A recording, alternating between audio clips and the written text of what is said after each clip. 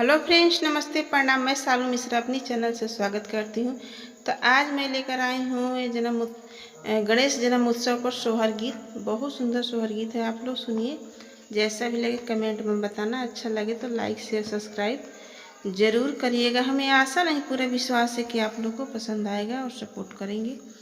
तो आइए मेरे फ्रेंड्स, देर ना करते हुए प्रस्तुत करते हैं अपने सोहर गीत को।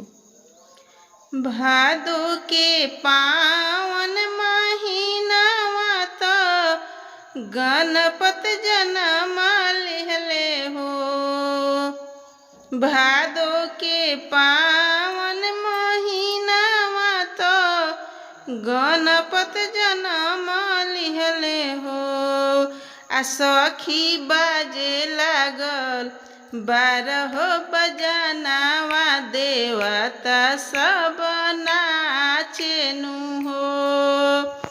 आ सखी बाजे लागल बारह बजनावा, देवता सब नाचेनु हो।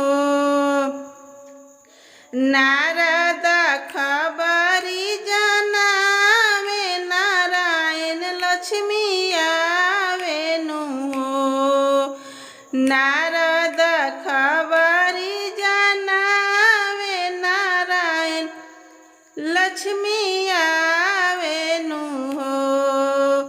आ सखी पलाना में गणपति खेलता, देखी देखी हरसेनु हो। आ सखी पलाना में गणपति खेलता, देखी मनवा हरसेनु हो।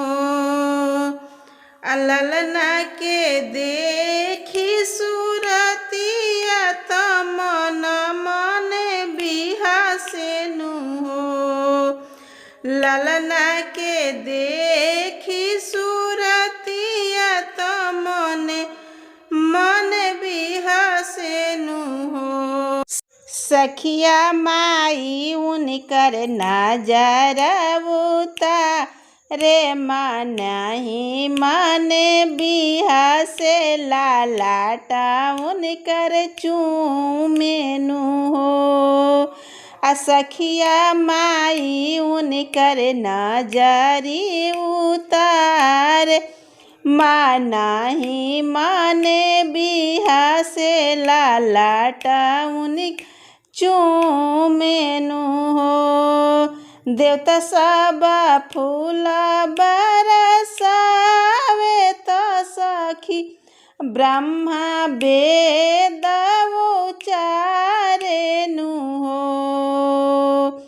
देवता सब फूल बरसावे, सखी ब्रह्मा वेद उचारेनु हो। आ ब्रह्मा वेद उचारी नामावा बतावे, तो धरती आनंद भैली हो। आ ब्रह्मा वेद उचारी के नामावा बतावे, तो धरती आनंद भैली हो। अच्छा गईले सब हरियाली, त घरे घरे सोहर हो।